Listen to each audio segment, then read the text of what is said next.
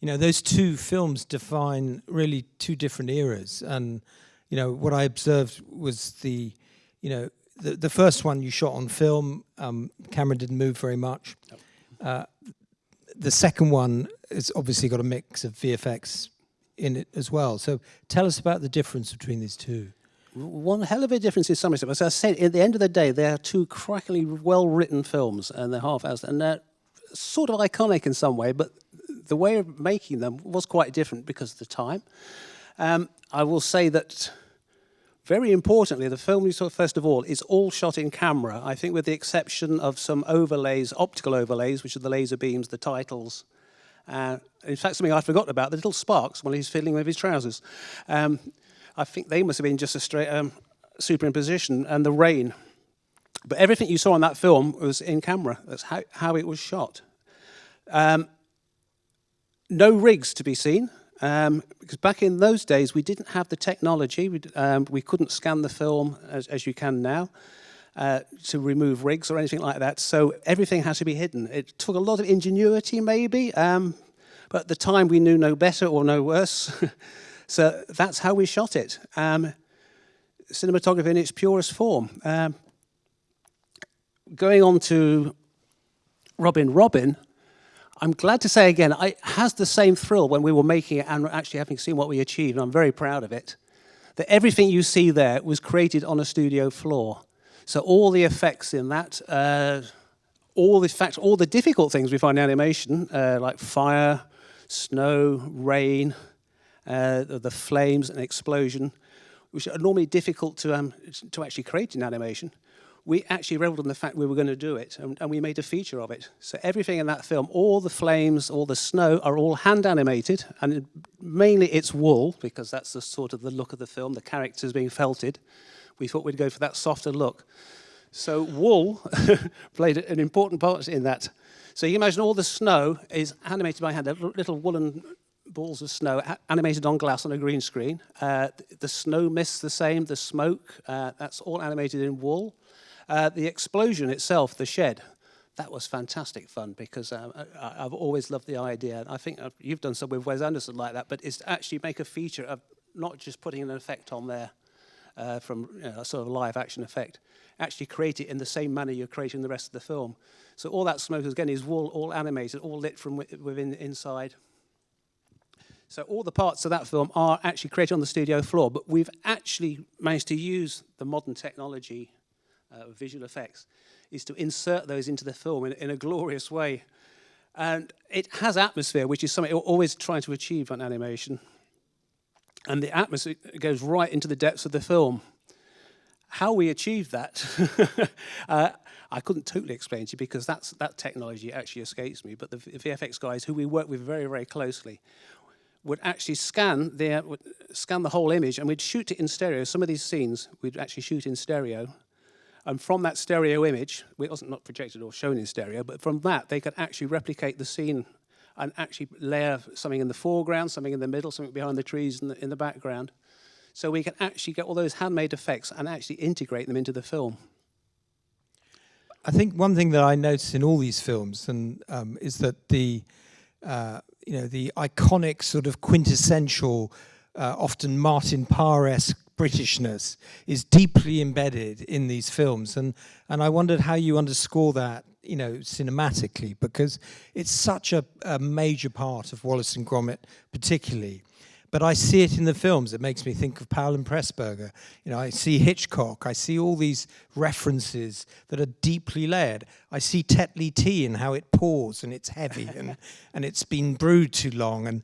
And all these things, they remind me of my own experience, my own bad behavior frequently. And I think that's a wonderful thing to have achieved. Yes, it's a difficult thing to actually put your finger on what it actually is. It's a nostalgic look with Wallace and Gromit in particular. I get working with Nick, and I've worked with Nick for ages, as Tristan did as well. There wasn't actually a clear instruction of what he wanted, but you sort of knew it by being with Nick, that he was the sum total of like his influences when he was growing up, as it was for me. It's like old British films. I mean, I'm a big fan of Sir Jack Cardiff and Dougie Slocum and the old Ealing comedies. The thriller films like the Hitchcock films, there's something about them that sort of gets ingrained in your head. And that's what sort of came out of Nick's scripts and that. And we'd just talk about it. And I think, well, it's just something like, sort of, this is a Hitchcock scene. But in fact, this is a domestic scene. This is normality for Wallace and Gromit. And that's the first thing in Wallace and Gromit's world. It is a nostalgic, normal sort of British world. And I don't know how else you would define that. I had Jeffrey Katzenberg, when he used to come around to visit the studio, because when DreamWorks were producing the Were-Rabbit. He loved Nick, he loved what Nick was doing, but I don't think, being American, he totally understood it. He would say things like, it's very non-aspirational, why is he driving that old car? And we're thinking, well, that for Brits, that's a good thing. And he says, and that wallpaper, why has he got that wallpaper? It's like your grandmother would have. And we all looked around and said, yes, that's exactly what it is. That's what we like, that's what we love. And it's just trying to create that sort of feeling of warmth in Wallace's home. It's something I don't know if you could do anywhere else than in Britain, is to actually make a feature of that. When we talked earlier, you spoke about how you prep with Nick and how you often just both end up laughing all the way through. And so I think it's interesting to hear how do you prepare this? Do you storyboard it? Why do you laugh so much? And explain us a bit the sort of pre-production process for a film like this. Certainly was with that one. It is down to the storyboard. I mean, Nick is a fabulous cartoonist. And the thing I was always loved about him is his storyboards. They tell you everything really, full of great composition. That's something I'm always very eager to maintain. Is like those classic compositions where you can actually, a performance can happen within frame. And it's a good way of telling the gags. But with Nick, I don't know, I mean, going back in the early days when I joined ours, I used to sit by Nick while he was drawing in his cartoon book. And this was years and years before Wrong Trousers. And he started giggling, and he just showed me this little drawing he'd done, which was a penguin in a bottle. I mean, completely out of context. I thought, what a funny image there. Little did I know that it's something brewing in his mind, and I think that fermented in his mind, the script for that, over many years. And by osmosis or whatever, I mean, you sort of knew how he wanted to play it, but you always had to trust in Nick's sort of sense of timing and judgment. But particularly the first thing is his drawings. And I mean, moving on from those, me included, just didn't realise that you've often got 25 to 35 different sets, different, I don't know what you call them. Well, units, really. It wasn't so bad on the Wrong Trousers. I mean, it was a very, very small crew, I mean, compared to what we have now. And I think, Tristan, if you remember, there was about half a dozen of us at the most of the time on the studio floor. Yeah. Which was 2 camera people, two animators, one who's the director, the production manager, and usually somebody else, which varied. We didn't have sparks most of the time. We didn't have camera assistants. We filled in our own forms. And we had somebody who actually drove them to the laboratory at Heathrow. But it was a very small sort of setup. I think, obviously, there were model makers and other people involved in the periphery. But on the studio floor, for about 14 months, I think we were shooting. It was a very close-knit community. But basically, as I understand it, for instance, with Robin, you'll have prepared the visual look prior because it's shared out amongst a lot of different lighting cameramen. You'll have worked out the colours you want to use, exactly, how you're going to emotionally underscore it, how you're going to define emotional beats. So it becomes very specific. I mean, you've got to pass that amongst many different people. Yep, and I will say the Robin as well is actually quite small compared to most of the recent Aardman productions or the feature films, but vastly different to Wrong Trousers. We had about up to 22 units running on Robin with 2 directors. Now, when we started out, we had about 3 months of testing, which was fantastic, and for a film like that. And that's why partly it did feel a bit like Wrong Trousers, that didn't really have a template for what we were doing. We were actually discovering it. But again, from Robin, we had new characters. In fact, when I started, the characters hadn't been designed. We were still working on them. So we did months and months of testing. Lots of color tests, lots of focus tests, lots of different ways of lighting the characters, which is nice. Again, like Wrong Trousers, we felt part of the process of designing it and making it. However, when it was up and running, we had, say, up to 22 units, and we'd only just started shooting when the COVID hit. So we had to shut down for, well, six to 8 weeks. Within that time, they rebuilt the studio for us. We had to space everything out. And unfortunately, we lost about a third of the crew. So I was about to get a lighting cameraman to help me out. He had managed to do about one and a half shots, I think, and we had to let him go along with a lot of the art crew. So in fact, on that, I think I was coping with 22 units every day. It was quite a task on there. And I say units, some of them may be test units, but a lot of them are a scene, a room set or whatever, or one of the snow sets, or maybe 2 sets might be the same scene from different angles. But animation, as you understand, is a long-winded process. I think we were turning out about 8 seconds per animator a week on that, which is it's about normal. I tried to work out on Wrong Trousers, and that must have been about 10 seconds an animator, I think, a week. Normally, for a feature film, it is about 8 seconds per animator. So because you're not getting much material, you have to have a lot of animators, and because of that, you have to have a lot of units, a lot of sets, all working at the same time. Hopefully not all changing at the same time, because certainly 1 or 2 people, or even 3 people, wouldn't be able to cope with actually all that many turnarounds per day. But it's a lot of ground to cover. I mean, I'm amazed because it seems so seamless. I mean, I look at the Wallace and Gromit chase sequence, which seems an iconic element of almost any Aardman film. And it just seems like the most incredible, action sequence. And yet it's all done in miniature. I mean, you really do get to play with the train set, Dave, don't you? Yes. Yeah, I was fortunate because I headed the charge on the train chase in Wrong Trousers, and it's become a staple thing. I've become the go-to guy for chases, I think, on subsequent Aardman films. Again, on that, though, imagine we had no special effects on that. We had hardly any, next to no motion control. We had some simple trackers we'd built, which I think we were running off a BBC computer. I think that's the only way you could actually work out the fairings on it. But there was no great technology, which I think was the big advantage on the Wrong Trousers. In fact, having to do everything by hand, particularly in the chase, we had the camera mounted on camera dollies, and just in testing it out very quickly, we soon discovered that the idiosyncrasies of having a bumpy old track and some homemade equipment just made it all the more dynamic. I mean, if you look at that now, there's lots of bumps and out of focus frames and all that chase stuff. And that, to my mind, actually helped make it. And since then, now we have very, very sophisticated equipment at Aardman's, state-of-the-art motion control stuff. But it's always difficult trying to get that sense of vibrancy back. You have to try and program it in. I think you gave Jason Bourne a run for his money on that one, personally. I mean, for us who like live action, we're used to putting lights far away, and whenever we have to light little shots, we frequently struggle, take a huge amount of time. And what I'm amazed about is the precision and the intimacy of which you light, this animal and underscore emotions on her face, and the same with Wallace.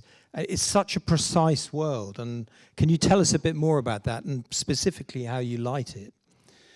How we light them? I mean, going back to the early days, I mean, the types of light we used to use were theatre lights more than film lights. We used a lot of profile lights, which are like projector light with shutters on them. We can actually focus in.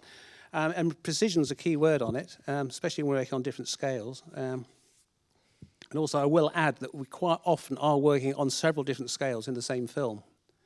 In Robin, that was the normal size Robin, which is oversized, which meant all the sets had to be oversized for this one. We had a half-size Robin, and we had a Robin about that size as well for some scenes. So whatever technique we use for lighting them has to go across the board. But I guess another question would be, sorry, I've interrupted you, but how do you relate to these characters? Because what we see on the screen is that they're human characters. They're they've got all the emotions, and we relate to actors. We get a lot of feedback from actors on set, but you've got little dolls. We've got little. That's a nice way to talk about them. Yeah, I mean, it does take a particular style of lighting because they are very non-human. I mean, I'm sure when you're working with, say, lighting Phoebe or something, it's fairly easy. It's good-looking lass. But some of the puppets I have to light, their eyeballs stick out. Their eyeballs cast shadows. They got very large noses or beaks, and you have to try and underlight them. You can't really approach it in the same way as lighting a human face. I observed none of you like cats, by the way. It's obvious that Ardsman's cats is bad. Hey, cats is bad in this film, but but not in general. We almost did a feature film about cats, so we're not anti-cat. But tell us a bit more about lighting these things. Sorry, because I interrupted you there, and particularly lighting their faces. I think you brought up Phoebe, but lighting faces is so critical for all of us. I mean, obviously with the puppets, the plasticine there, you haven't got any textures of the face really. It is shape. That's why I always tend to use a lot of backlight, a lot of kicker lights, just to try and emphasize the shapes and things. So also you have to be very careful how you frame some of these characters as well. Gromit's quite good there. You put Wallace at the wrong angle, it looks like an old potato. But yes, there's certainly a different techniques. These felted puppets were fantastic. And this is why it was such a joy doing Robin. It is quite new territory throughout. But again, a lot of rim lighting. Rim the hell out of them, I say. It actually really helps bring out the shapes and that. And felt is particularly interesting there because you can almost paint with light on it. I mean, a lot of those scenes there's lots of different colour lights coming from all angles just to get some of the shaping in the face. The emotional part of it, we do relate to them as proper characters, but that's down to the skill of the animator. I mean, they do bring them to life. Well, I mean, when I watch Shaun the Sheep, which I still watch thanks to my daughter quite regularly, Shaun has very specific character traits, and so does the farmer, so does Bitzer, and you bring them out again and again, but they're very varied, and I'm amazed by how you do that, and cinematically as well. A lot of it's in the framing, it would seem. I think a lot of it is in the framing. I mean, the sheep are buggers to light, I tell you, because they're black faces, white bodies. We spent ages getting the right tone of wool on them there because they're not naturally easy to light on a big coloured set. Yes, getting the character out of them. It's all about a lot of the interaction is what happens within frame as well. I mean, the great thing about Shaun the Sheep, which again is I think a gift to cinematography, is it is silent comedy. It is very reliant on visual humour and placement and movement within a frame. I mean, one of the questions, and it doesn't necessarily relate to cinematography, which is that, you've got animals who don't speak, you've got silent films, creature comforts, you've got humans telling you awful stories about their lives with animals speaking them. I mean, the humour and the distortion and the eccentricity that underscores this is amazing. It's very fertile brain territory. And yet what I'm amazed is that you've done deals with the biggest American Hollywood studios. And how have you walked that tightrope, Dave? Because you've been there 35 years and Aardman has done incredible things in this way and yet has its integrity. Well, it's the writing and the animation. I mean, for our part, I think what we have to do is we have to make that world real in the cinematography. We have to make it normal, and we have to make it normal so everybody believes in it, that you stop questioning it. And once you stop questioning it, you can do what the hell you like. So you can have these most ridiculous chases, like a pantomime horse chasing, a load of sheep inside a pantomime horse chasing around the town, bathtubs going downstairs full of characters. It's trying to create a reality and then allowing the cartoon world to take over there. And we do struggle. We wouldn't say we struggle. We work very hard to make it believable, but also we can actually indulge in what happens in a lot of Nick's films. Certainly, is we steal genres. It can be hammer horror for a minute. Sometimes it can be even worse than hammer horror. It could be like sort of a psychodrama, which I found in one of the last half hour Wallace and Gromit's, I found was getting quite dark and frightening, really. I mean, a lady who was going around killing bakers and putting trophies in her bedroom. It's good family entertainment. But we have to pull that off so you don't question it. It is a real world. I read a quote, I think it was for Robin, just the other day, and they say you want to create a world that you actually feel you want to put your hand in there and touch it. You can touch it. And I think that's what we do. That's the great thing with stop frame animation as opposed to any other animation. It is real. These characters are there. And that's what people like to see. I know when you actually see them there, you can actually sense their textures, and this is what drives us as well as how we light things. It's like you look at this scene and you think, oh, there's some lovely textures there, or I want to bring the fur wings out on this robin here, all that stuff there. Makes it desirable to watch. It seduces the audience, I suppose. So. I mean, you talk about genres, and I see a lot of the use of color in the second film, and it made me think of Powell and Pressburger, and yes. I know you're fond of them. So tell us about that and the use of color in that film. Well, Robin itself, I mean, it's a cinematographer's dream, really, because it does rely a hell of a lot on the use of color, the use of light, to tell the story. There's a lot of mood changes throughout that. And I've often avoided it in the past when we talk about sort of color arcs and all this stuff, things are planned out meticulously. It was sort of very important on this film. Every little detail was talked about and tried and thought about. And it's sort of what I like to call like the poetry of cinematography, is like when you can actually suggest things and actually ignite the imagination rather than show everything. I think it's so important, but that does mean you've got to get everything right. You've got to get the right colors, the right shape, the right composition. It takes a while, and I think that's what we spent most of our time on the Robin film, is just getting those right elements, which I think is a great thing to do. Don't show everything. Suggest a lot of it. Make sure everything is right, because particularly in stop frame animation, you have to make everything. We can't go on location.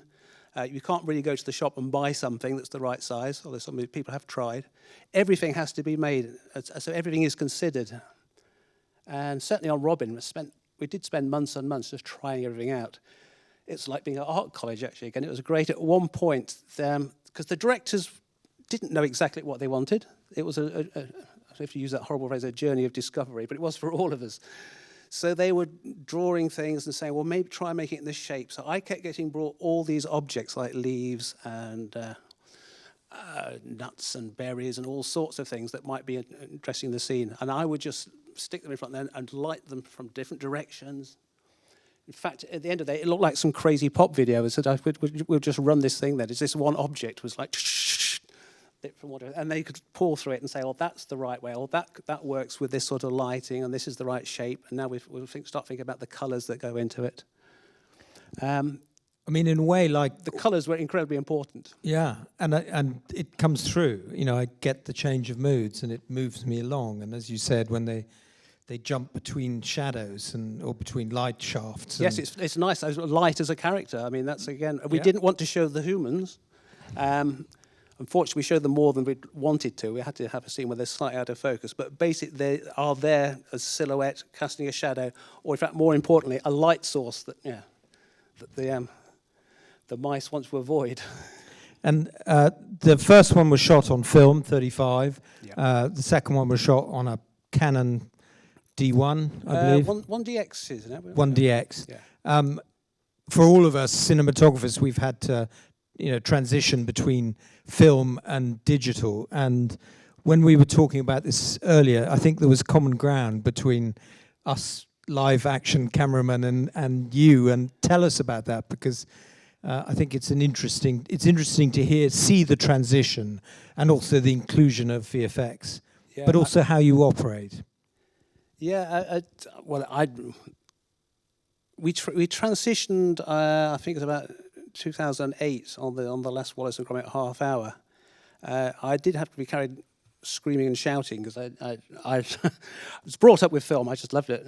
I always thought that actually film was part of the magic of, say, Wallace and Gromit. I thought the film grain was what helped bring it alive.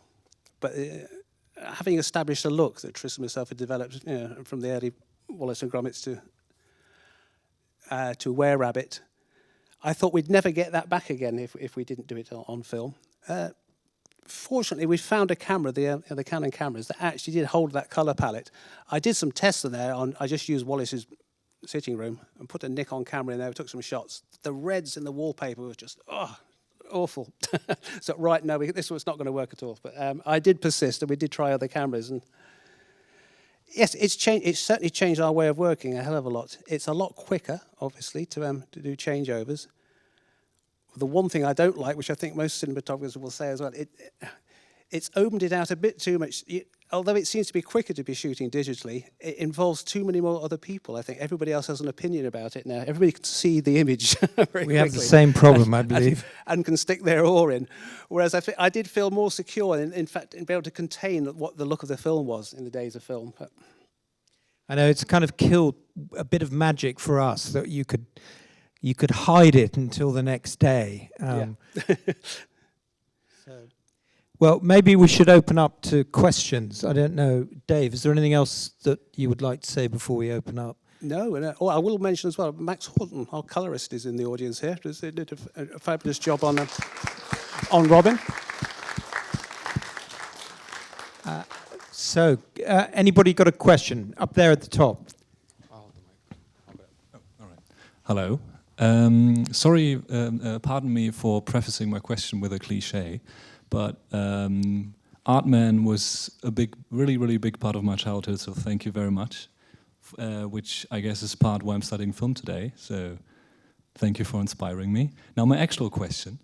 What seems to be a very big difficulty in stop-motion films is to not make the world feel contained in a vacuum, like puppets in a big amount of nothing, which seems to be hard to do, which obviously you know how to make it feel alive. And it seems that difficulty, to me it seems that difficulty was the reason why early Artman films leaned into like scary a bit more. I remember watching Not Without My Handbag and Loves Me Not when I was 6, and that was kind of scarring, but was awesome.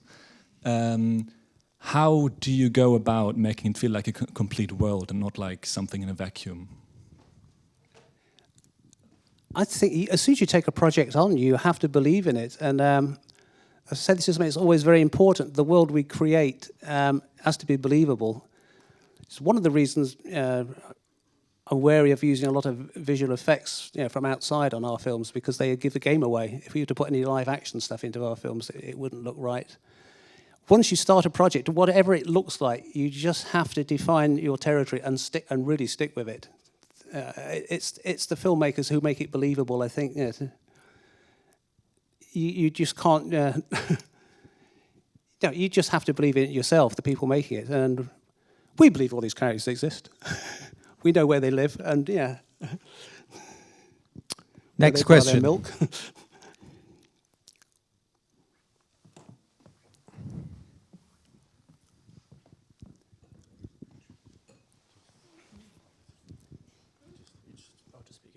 I was going to ask, in terms of like framing, composition, and lighting, what happens if you change your mind on a shot after they've started animating? How do you go about that? Because obviously, I imagine if they put a lot of time into starting it, do you ever do that? Do you ever suddenly go, oh, maybe I could move it slightly to the left? Because I know live action, No, we all do, but yeah. No, you're not allowed to change your mind during the middle of a shot.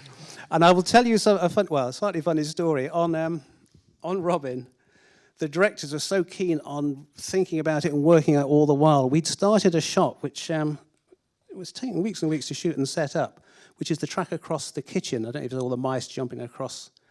I tried to show a bit of that on that little bit afterwards there, because every mouse has got a rig on it and all that had to be painted out. It took ages to do it, ages to set up. And we set it up, we're halfway through the shot, and I came in one day, somebody called me to come, he said, can you go into the unit? One of the directors was trying to change the end of the shot. He was trying to change some of the objects around, because in the few weeks it took to do the shot, he'd been thinking about it, and he thought, oh, wouldn't it be better if that was at the end of there? And I think he thought that because it was such a long shot, it's like the runaway train hasn't got to you yet. You can actually change things there. I had to tell him off, and I said, no, it's going to change the lighting, the shadows and the stuff. You can't change it during the shot. I think you must just tell us about Helena Bonham Carter here at this point. Oh, well, we did, yeah. We always get, when we get the stars visiting, the voice artists. Yes, we did have Helena Bonham Carter during Were Rabbit. I think we were mid-shot and she came in and she was very enthusiastic about Gromit, who was actually on a little plane chasing around the Tottington Tower. And she picked it up, started playing with it. We didn't have the heart to tell her we were mid-shot. In fact, it wasn't a proper shot. It was more of a test, but she was lovely. I mean, we just didn't want to tell her. I said, yeah, you play with that, that's fine. Any other questions? Nick?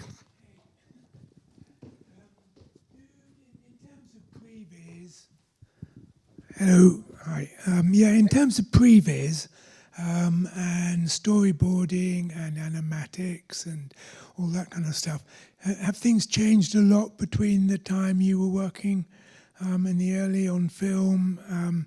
And how did you go about, particularly on the Robin project? Was there any digital previs done on that to lock down the flow of the images you were going to be working on?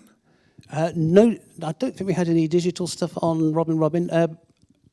All of them always are heavily dependent on storyboarding. It's crucial. Obviously, things have to be planned out, things have to be built. But things do get changed during the shooting. And on some films, I think on the Pirates film I worked on, that was incredibly heavily pre-visualized. It was almost in the computer. I mean, most of the shots on there, the directors were actually working it out somewhere else. I don't like that, but I like to be there with the directors doing it. But it varies from film to film. But certainly the storyboarding is of paramount importance. The Wrong Trousers, it was like a very simple storyboard. It wasn't really animated that much. I don't seem to recall them. Some of them are drawn but heavily animated. So actually in edit to get all the timings right and get the edit points right. But Robin was fairly loosely storyboarded and quite often changed while we were filming. They'd come up with better ideas. I think when we started out, for example, they didn't have the exploding shed.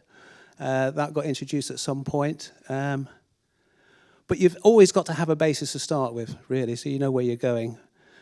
Although Aardman films are notoriously, when we're working on them, they've never worked out the ending until you're about 2/3 of the way through it. I mean, that quite often happens. Usually to their benefit, but storyboarding, yes, crucial for animation. So, just to dig in there a little bit more, in terms of the style of the storyboard artists in relation to what you can achieve on lensing, I've seen sometimes that storyboards, have a lot of energy and a spow kind of stuff, and then when you're lensing that, you can't achieve that. You have to find somewhere equivalent, and sometimes it can be better. Sometimes you can't achieve that. How do you go about thinking that stuff through to make sure you don't get caught out by the style? The artistic style of the... It constantly happens, and we keep saying, well, it's the magic pencil. It's something. Quite often it's the timing as well, because it's not thoroughly thought through on the drawings and the actual timing of things, or the way that things are positioned, the way that the perspective is drawn in some of the storyboards I've had. Yeah, it's just impossible to reproduce. Basically, you've just got to get the spirit of it, really. But also what we do have, as well as the storyboards, quite often we have lots of colour artists now who actually do scenes from the film and actually start working out the colours. And that we had on Robin. A guy called Jose Prats did some beautiful, I mean, they're like works of art, they're all paintings, that actually gave us inspiration for a lot of the colours in that. Although we didn't always stick with them, it was a very good starting point. And I think that was, in some respects, as important as the storyboard itself, is to have all this visual material. Obviously, animation takes such a long time to try and work out what it is you're trying to achieve in advance is paramount. But then again, I also, on top of that, I will say I do like to have the space that you can improvise within that. And I think when all the crew are involved, which is the set dressers and the cinematographers and that are actually involved in that storytelling, it always benefits it. Any other questions?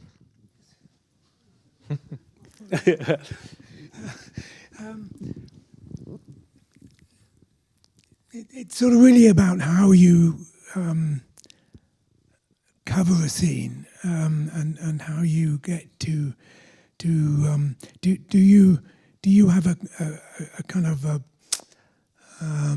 previs rehearsal where you'll do maybe every 10th frame or every 20th frame in terms of the move to make sure that the camera's going to be in the right place, all the characters going to be in the right place, and then you go back and start doing it frame by frame? Certainly, yes. I mean, if you give them the board, you set something up, you set any camera moves up maybe that are needed. Quite often, I mean, because I used to do a bit of animation, I'm really awful at it, but I do like to actually play with the puppets as well and actually do a quick block myself, quite often to find out where the light's going to lie. In fact, I often go into a scene, I know what's supposed to happen, but I have no idea how to light it really until I actually get there and start playing with it. I mean, I hate to go in. I like to pretend I don't know what I'm doing, and some people say I don't, but I like to go in and be surprised at what the set has to offer and start playing with it. So I will have a little fiddle, I'll have a little block. But the animators generally on a feature film or we won't do it on the TV stuff because the turnaround is so quick. They'll always block a scene out, so it's like a dress rehearsal. So they'll chat to the director, they'll then block it out with loose lip sync in there, but not just moving the puppet out or anything like that, but fairly rough, maybe shooting on 4s as opposed to 2s or whatever, 4 frames at a time. And that's great for us as cinematographers because we can actually really see what's going to happen. We can see the marks, we can see where the puppet's going to end up. And generally, they're very good at doing that, actually repeating their movements if that's been accepted by the director. So that's of enormous help to us when we're lighting. Does Wallace hit his marks regularly? Wallace is a dozy old bugger. He does. He does actually mostly hit his marks. Yeah. Anyone else?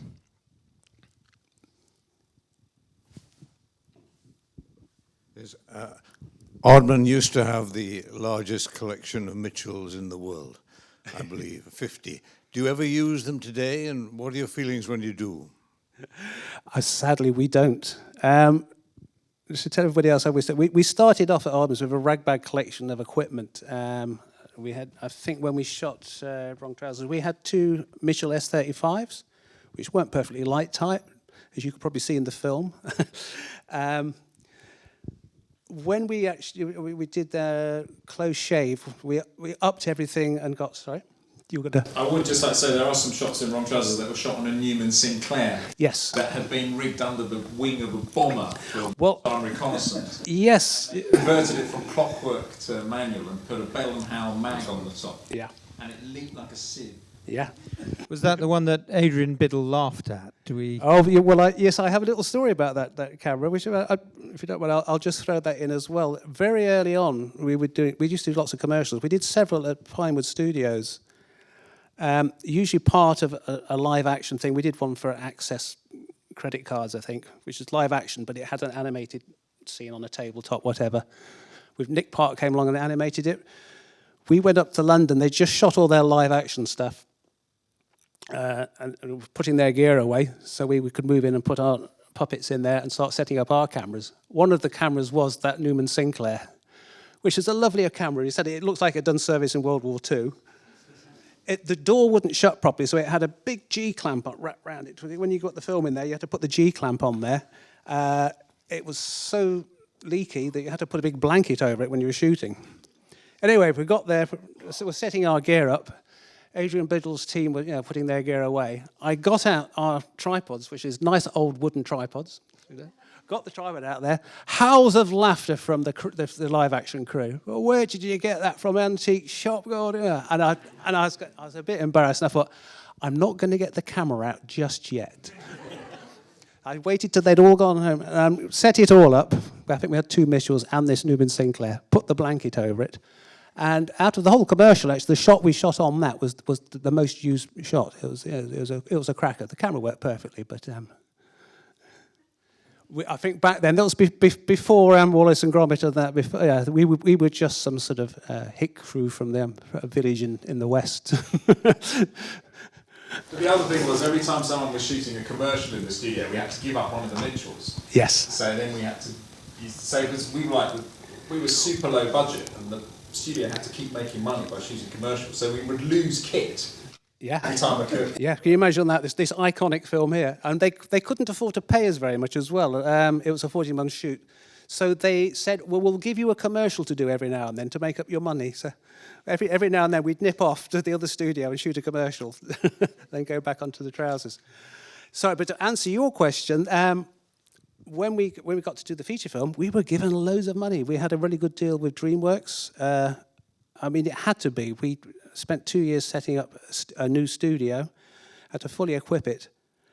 And we'd been using these old BNCR, Mitchell BNCR 35mm cameras, some of them going back to the 30s. We loved them. There was a guy in the States who was still working, and their ex-Mitchell employee who was actually, so he was rebuilding them. We went around the world buying up old Mitchell cameras, got this guy in the States to modify them for stop frame, make them very light proof. And we ended up, and I think we've probably got 50 odd Mitchell cameras. We've got the largest collection of Mitchell cameras in the world, I think. They're beautiful machines, absolutely fantastic. But they're not used at all, and I don't think they ever will be, because it will be too costly, I think, now, apart from doing it as a hobby, is to start putting film in them and getting it processed. What's happened to them? Tristan's got one, I've got one, various the crew have got them, not to keep. We are curators of them, just to keep them on our shelves, to keep them alive, to keep them looked at. But if anybody wants to start shooting 35mm stop frame, I'm sure we could work out a way of you borrowing these cameras. But they are works of art. They are such beautiful machines. Yes. Last question here. So I kind of have two questions. The first question is about the characterization. Oh, sorry. If you can just start again, because we're recording. Yes. So I have two questions. The first question is about characterization on wrong trousers. So I suspect that the penguin is a penguin, but when he puts on the hat, he's more of a criminal mastermind as a chicken. You have sussed it. Right, okay. All right. So my second question is more about texture. So my favorite film by your work is Chicken Run. Yeah. And I love the mud and the dirt and the rain and like the sweat you put on the characters. So my question is, how do you figure out the textures when you're doing stuff like rain, snow, mud, dirt? That's for all your films. I'm pretty sure it's a process and they vary, but I'm really fascinated by how you make natural elements fit into a stop motion animation film where everything's clay. Yeah, well, that's as I say, that's part of the art. And if you were to just put real life footage in there, like superimpose an explosion or flames into some of our films, they wouldn't look right. It has to all look like it's from the same world. In Chicken Run, I think, just trying to remember what we actually had in there. There was rain effects, which were done with CG. There's lots of mud in there, but that's down to the set dressing. I mean, it's an interesting film. That was I like to call that 50 Shades of Brown. I mean, that was the color palette for a lot of that film, which is quite important. On that film is actually as our first animated feature. I certainly didn't want it to look like a Disney film. I wanted it to have a sort of an integrity of tone, really, that was of realism, really. Yeah. So it is a very brown movie with some exciting colours that come in at certain points, but yeah, in terms of although those elements, as we did it in the Robin, we made a feature of them. We didn't try and make them super real. We made them of that world, and that's the thing. And in Chicken Run, I think they are sort of fairly realistic in that. The biggest problem I had in Chicken Run is that working with the visual effects people is we had a gravy explosion. And I was trying to explain to them, well, it's an explosion, but it's in gravy. It's like an atomic explosion, but in gravy. I mean, they tried it's been about a dozen times, really, giving us different versions. And I say, well, actually, it just has to look like we've done it. And if we did it, we would do it in clay, or plasticine. Can you make it look like that? Because back then, the sort of natural prerogative of a visual effects unit was to make things super realistic. But I say, in our world, it's super realistic, but only in that world. It has to apply to that environment. It has to look right. A classic thing as well, actually, we saw in one of in the wrong trousers there is pouring tea, as you say. It's become a sort of iconic thing on Wallace and Gromit. It's a very simple thing. It's cellophane paint stained sort of brown, and just animated as it comes out of the teapot. But that's how tea looks in Wallace and Gromit's world. Dave, thank you so much. I think we're going to invite everybody out into the foyer for, I was going to say wine, but actually it's probably cheese, given... Cheese? But, it's just wonderful, Dave, having you here, and I'm sure we're going to have many conversations to come with you, Tristan, and all the other BSC members. So a big thank you. That was really fantastic. Well, thank you very much for, for watching.